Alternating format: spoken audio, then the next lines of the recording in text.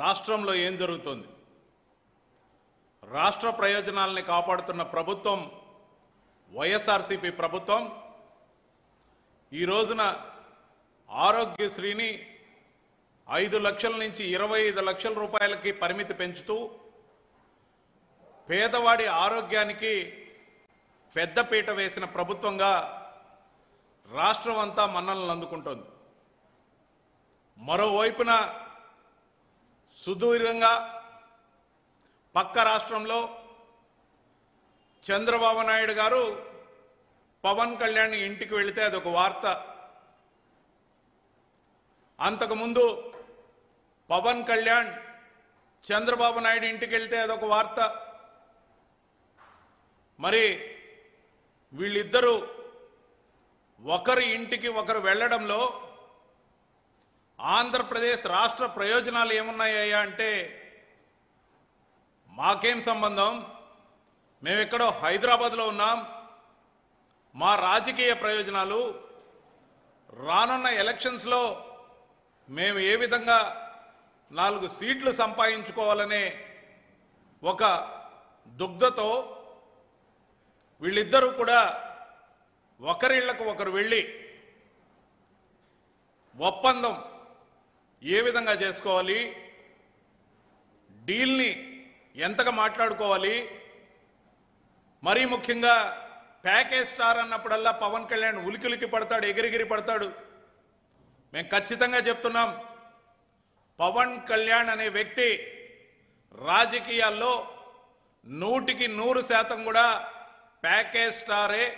దీంట్లో ఎటువంటి సందేహం లేదు, అతని ప్యాకేజ్ స్టారే. అతని ప్యాకేజీకి సంబంధించి ఒప్పందం కుదరనందువల్ల మరో రోజు 2 రోజుల్లో ఏదైతే నారా లోకేష్ యాత్ర ముగింపుకు వచ్చిన సందర్భాన ఆ సభకి దత్తపుత్రుడైన పవన్ కళ్యాణ్ హాజరు కాకపోతే ఇబ్బంది కాబట్టి రాయబారానికి డీల్ మాట్లాడుకోవడానికి చంద్రబాబు నాయుడు గారు పవన్ కళ్యాణ్ ఇంటికి వెళ్ళినట్టు మాకున్న సమాచారం. మేము నేరుగా అడుగుతున్నాం, కాదనే ధైర్యం మీకుందా? అంతేకాకుండా అటు సొంత పుత్రుడైన నారా లోకేష్కి పవన్ కళ్యాణ్ అంటే పడడంలా, ఇటు పవన్ కళ్యాణ్కి నారా లోకేష్తో కలిసి స్టేజ్ షేర్ చేసుకోవడం ఇష్టం లేదు. కానీ వాళ్ళిద్దరి మధ్య రాయబారం, సంధి ప్రయత్నం, ప్యాకేజీ కాస్త ఎక్కువైనా మాట్లాడి ఒడ్డున పడాలనుకుంటున్న నాయుడు చంద్రబాబు నాయుడు. ఈయన ఒక నాయకుడు, తెలుగుదేశంకి ఒక జెండా, జనసేనకు ఒక జెండా. ఇద్దరికి లేనిది మాత్రం ఒక అజెండా. రాష్ట్ర ప్రయోజనాలని కాపాడాలనే అజెండా లేని వీళ్ళు గతంలో 609 హామీలు ఇచ్చి తొంగలో దొక్కిన చంద్రబాబు నాయుడు గారిని ప్రశ్నించలేని పార్టీగా పవన్ కళ్యాణ్ది ఒక పార్టీయా అని అడుగుతున్నాం. మరీ ముఖ్యంగా కాపుల మనోభావాల్ని, ఆత్మగౌరవాన్ని చంద్రబాబు నాయుడు గారి దగ్గర తాకట్టు పెట్టడమే ధ్యేయంగా పవన్ కళ్యాణ్ రాజకీయంగా ఏది సాధించలేక ప్యాకేజ్ మాట్లాడుకుంటూ 50 సీట్లు అడగమని అందరూ చెప్తున్నా 25 సీట్లు ఇచ్చేందుకు తండ్రి కొడుకులు సుముఖంగా లేకపోతే ముఖం నల్లగా పెట్టుకున్న Pawan Kalyan joint press meet కూడా నిన్న మొహం చాటేశారు. అటు చంద్రబాబు నాయుడు కానీ ఇటు పవన్ కళ్యాణ్ కానీ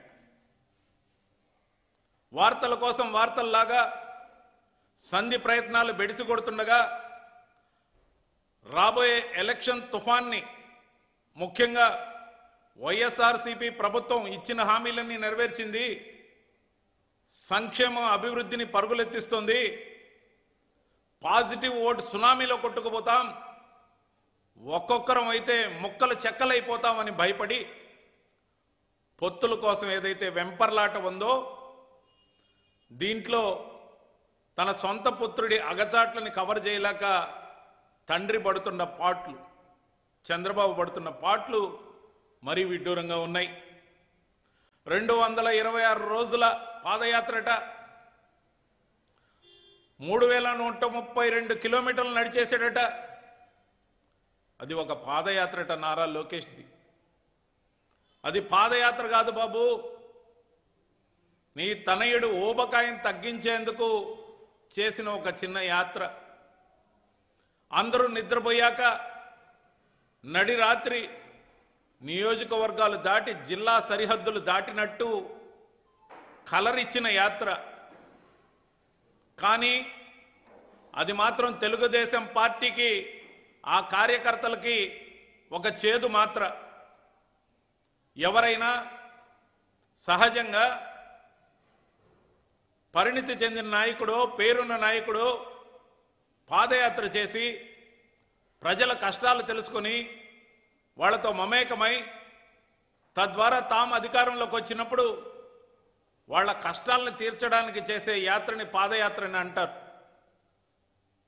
కానీ ఇతగాడు నారా లోకేష్ అనే వ్యక్తి చేసిన పాదయాత్రతో ఇలాంటి పాదయాత్రలు అయితే ఎవరు చేయాల్సిన అవసరం లేదని తీర్మానించుకునే పరిస్థితి తెచ్చిన నారా లోకేష్.